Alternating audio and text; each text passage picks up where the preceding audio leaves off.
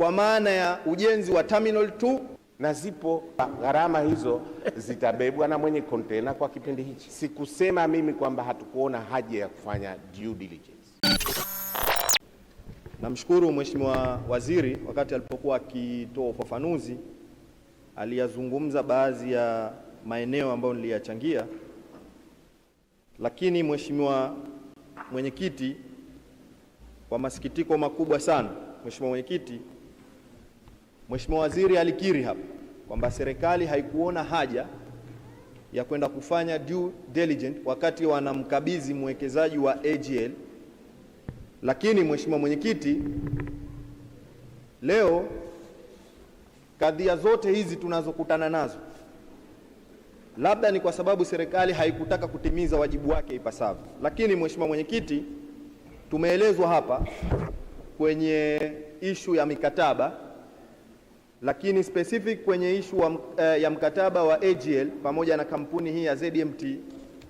Mheshimiwa Mwenyekiti, tuliambiwa hapa kwamba serikali inapata 30% na mwekezaji anapata 70%. Mheshimiwa Mwenyekiti, kwenye hili, kabla ya mkataba kuingiwa, serikali huunda timu kwa maana ya GNT.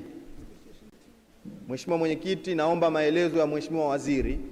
Bandari ile imekuwa ikiendelezwa zaidi ya miaka 100 sasa. Mwekezaji amewekeza kwa muda wa miaka 4. Ni sababu gani zilizopelekea serikali kupata gawio la 30% na mwekezaji kuchukua 70%? Lakini Mheshimiwa Mwenyekiti, swala jingine ambalo nilizungumza katika bandari hiyo ni swala la tozo ambazo zimekuwa zikitozwa na mwekezaji huyu. Mheshimiwa Mwenyekiti, mfanya biashara anapopakia mzigo wake huko duniani, destination huwa ni Zanzibar Port. ICD ambayo imewekwa ni takwa la serikali pamoja na mwekezaji, sio hitaji la mfanyabiashara. Wako wafanyabiashara, meli ipo nangani tayari ameshamaliza taratibu zote za clearance, anaweza kutoa mzigo wake bandarini. Serikali ndio ambao walizuia kutoa mizigo bandarini, wakasema mizigo ipelekwe ICD Maruhubi. Lakini Mheshimiwa Mwenyekiti, gharama anabebeshwa mfanyabiashara, na nimesema hapa kuna dola 65 ambayo anachajiwa mfanyabiashara ya transfer kupeleka kontena kule, lakini kuna dola 105 za ICD show handling charge. Kwa hiyo nenda kwenye swali lako sababu unatuhutubia tena upya, yani na hapa Mheshimiwa Mwenyekiti, hoja yangu ni kwamba ni sababu gani iliyopelekea mzigo huu kubebeshwa mfanyabiashara baada ya serikali kubeba mzigo huu. Lakini kwenye sekta ya anga, Mheshimiwa Mwenyekiti, niliuliza kuhusu mikataba na nashukuru Mheshimiwa Waziri amelitolea maelezo ishu ya mikataba. Lakini Mheshimiwa Mwenyekiti, pia niliuliza kwenye ishu ya ujenzi ambao unaendelea kwa maana ya ujenzi wa Terminal 2 pamoja na ujenzi wa fence ambao umejengwa. Mheshimiwa Mwenyekiti, airport yetu inasimamiwa na taasisi za kimataifa ICAO. Mheshimiwa Mwenyekiti, Annex 16 na 17 za ICAO zinakataza ujenzi wa fence kwa maana ile ya zege kwenye airport, na wanapendekeza ujenzi wa chain link fence kwa maana ya waya. Ni sababu zipi zilizopelekea airport yetu kwenda kujenga fence ya ukuta na tukaacha vigezo hivi vya kimataifa ambavyo vinakwenda kudemote airport yetu kwenye international hizi, kwa maana hao wakitoa audit yao tunakwenda kuidemote? Naomba maelezo Mheshimiwa Mwenyekiti. Mheshimiwa Waziri.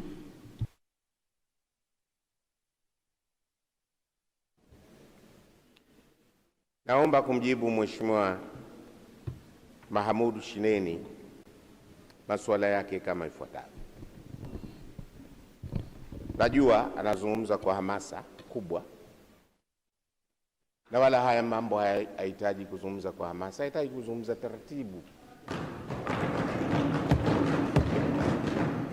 Au ukizungumza taratibu tutaelewana tu vizuri. Sikusema mimi kwamba hatukuona haja ya kufanya due diligence. Nilisema tulifanya due diligence. Lakini method ya kufanya due diligence si lazima kwenda physically Ndicho nilichokisema. Siku hizi unaweza kutumia, na tunafanya hivyo, tunatumia ofisi zetu za kibalozi. Ofisi za kibalozi tunawaagiza kule, wanakwenda wanaifuatilia kampuni, wanatupa majibu. Na zipo kampuni tulizikataa baada ya ofisi zetu za kibalozi kutuambia kwamba hii kampuni haifai. Mheshimiwa Mwanasheria Mkuu anajua hivyo, Mheshimiwa Hamza anajua, Mheshimiwa Sana anajua, wewe Mheshimiwa unafaa. Sasa sisi tulichofanya, tulifanya due diligence kwa kuangalia kampuni hii na uzoefu wake, hata kwa kuangalia mitandao. Hizi hapa ana operate bandari West Africa, bandari 9. Ana operate bandari Central Africa, ana karibu bandari 6 Central Africa. Lakini pia Southern Africa ana bandari 3 ana operate. Ni kampuni kubwa ya kimataifa, hatuna doubt nayo. Hicho ndicho nilichokisema. Kwa hivyo due diligence imefanyika, na hizi hapa, akitaka nitampa afanye cross check, ataona kwamba hawa kweli ni watu ambao wana experience kubwa ya kufanya kazi. Lakini suala la kujenga, suala la gharama hizi, Steve Doring cost alizizungumza, show handling ni sahihi, na nimeeleza pale kwamba hizi hakuweka huyu mwendeshaji bandari, hizi tumeweka sisi wenyewe. Nenda kasome, na nazo hapa nayo list ya orodha, tumeweka sisi wenyewe kwenye tariff book ya mwaka 2018 na tukaifanyia mapitio mwaka 2023. Sisi kwa wakati mrefu hatukuwa tukitoza kwa sababu kulikuwa na operational inefficiencies kwenye bandari, ambazo hizo sasa ufanisi uliokuwepo pale na kuongeza sasa mzigo ikaonekana kwa kipindi kile haifai. Lakini huyu sasa yupo na anaendesha kibiashara, amechukua tariff book yetu, ana implement hii. Sasa watu wanaona, kwa sababu kule nyuma ilikuwa haitumiki, wanaona kama kitu kipya na kimeletwa na hii kampuni. Hapana, twende tukasome tariff book. Rates zote hizi anazozizungumza ya 85, ya 150, ya 65 zipo kwa mujibu wa tariff book iliyopitishwa mwaka 2018. Lakini suala la Terminal 2 ameitaja annex, akazungumzia suala la kwamba kwa nini tumejenga solid wall. Nataka nimhakikishie kwamba kila mwaka ikao inakuja kufanya audit, na juzi walikuwa, na katika mwaka, sikumbuki sasa hivi mwaka upi ule, mwaka juzi tu hapa tulipata tunzo ya kuwa best airport ya viwango katika airport zote barani Afrika zenye kuhudumia abiria below abiria 2,000,000 kwa mwaka. Sasa hii ya kwake yeye na annex yake aliyoisoma huko, na hawa wataalamu wanakuja kufanya ukaguzi, na hilo halijatokeza kama tatizo. Tumeweka ukuta ule solid kwa sababu ya usalama, na kila mahala kuna mazingira yake. Kuna mahala mengine unaweza ukaweka waya, kuna mahala mengine unaweka solid wall, hata nyumba zetu. Kuna mwingine unaweka mpaka na electricity kule juu, wengine wanaweka waya mtupu, wengine wanajenga kwa miti fence. Hili ni suala la kimazingira ya mahala ulipo. Hatujapata tatizo kwenye hilo Mheshimiwa, wala tusilichokoe. Tuko vizuri, tuko salama, uwanja wetu una operate na unapata sifa kimataifa. Tuna tuzo karibu 4 katika uwanja wa ndege wa Abeid Amani Karume. Mheshimiwa Mahmoud Shein Ali. Mheshimiwa Mwenyekiti, nakushukuru. Mheshimiwa Mwenyekiti, Mheshimiwa Waziri amesema hapa na mimi nakubaliana naye kwamba tariff book ambayo ina chaji hizi gharama za bandari iliwekwa na ilifanywa mapitio mwaka 2018 na tunakubaliana kwenye hilo. Lakini Mheshimiwa Mwenyekiti, kabla hajaja mwekezaji huyu, serikali kwa jitihada zake wenyewe walianzisha eneo la Bwawani kwa ajili ya kukata mizigo pale, na kontena zilikuwa zikitoka mheshimiwa bandarini zikipelekwa pale, na nyingine zilikuwa zikifanya operation bandarini. Hoja yangu mheshimiwa mwenyekiti, hili ni takwa la mwekezaji pamoja na serikali kupeleka mzigo ICD. Mfanyabiashara takwa lake mheshimiwa mwenyekiti, mzigo wake anaupokea kwenye bandari ya Malindi, ndio mkataba wake na shipping line. Leo unamuongezea gharama nyingine nje ya freight charge na gharama ambazo wanatakiwa alipe kihalali za bandari. Kwa hiyo hoja yangu mheshimiwa mwenyekiti ni kwamba ni sababu gani serikali mpaka ikaamua hasa hizi, tunafahamu kwamba ni sababu gani gharama hizi akabebeshwa mfanyabiashara. Anayeumia mheshimiwa mwenyekiti sio mfanyabiashara, ni mwananchi wa chini. Mfanyabiashara atalipa gharama hizi, lakini yeye anakwenda kumuumiza mwananchi wa chini. Na mheshimiwa mwenyekiti, gharama hizi zimekuwa zikichajiwa kwa dola. Leo dola ikifika 2700 mheshimiwa mwenyekiti, na nao mfano wa invoice, ZMT anatoa chaji hizi kwa dola, anachaji kwa rate ya dola. Kwa hiyo mheshimiwa mwenyekiti, hapa anayeumia ni mwananchi wa chini. Lakini mheshimiwa mwenyekiti, hoja yangu ya pili katika issue ya airport. Mheshimiwa mwenyekiti, mimi nimeeleza vizuri kwamba airport zote za international na kwa mujibu wa maelekezo ya ICAO kwamba wanapendekeza kwa sababu ya usalama, kudhibiti usalama na issues nyingine, kwamba airport iwe ni chain link fence ya waya. Na hizi waya mheshimiwa mwenyekiti ziko strong, sio waya hizi ambazo tunazizungumza. Na ICAO wamefanya ukaguzi juzi, lakini ripoti haijatoka. Lakini mheshimiwa mwenyekiti, ziko tetesi kwamba ripoti inayokuja inakuja kutudemote airport yetu. Ndio maana naomba maelezo mheshimiwa mwenyekiti. Mheshimiwa, lugha uliyoitumia kwamba ICAO inapendekeza, sio kwamba inalazimisha iwe hivyo, au vipi? Mimi nimesikia neno unatumia inapendekeza. Kwa hiyo naona kama serikali itakuwa haina ulazima wa kufanya hivyo, ina ulazima wa kuwa na fence. Bahati nzuri mimi nimeserve kwenye hiyo wizara kama waziri, na huko ICAO actually hizi nani zilipoanza kupitishwa, mimi nilikuwa waziri na nilishiriki kwenye hicho kikao Montreal, Canada, kwenye makao makuu ya ICAO.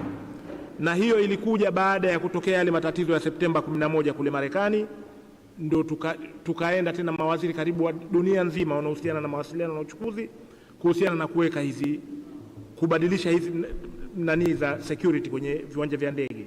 Mambo ya x-ray hayo wakati wa kuingia, zamani ilikuwa hamna vitu hivyo walilazimisha lazima viwepo.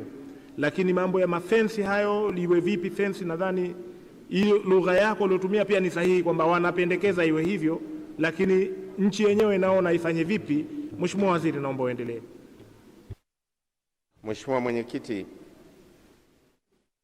kwanza nashukuru na nimefurahi kwamba kuwa nimepata faida ya mwenyekiti na spika wetu kwamba yeye mwenyewe kasafu kwenye wizara hii.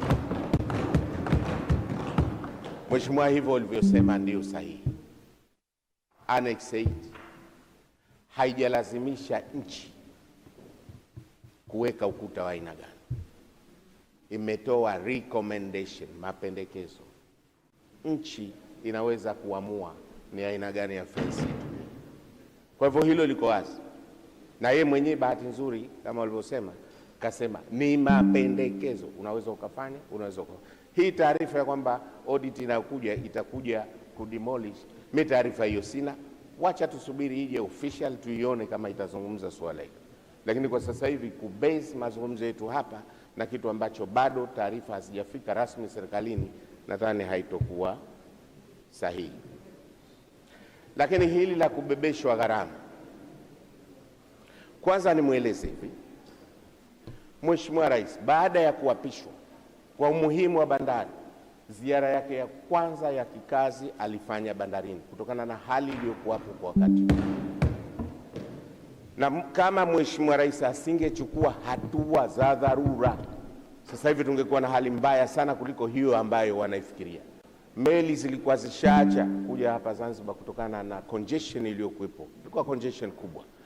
Mheshimiwa Rais akachukua hatua za dharura, kwanza kutafuta huyu mwendeshaji ambaye tutasaidiana naye katika kuongeza ufanisi, kwa sababu bandari ile imejengwa katika miaka ya 1920, imeshazidiwa, haina space.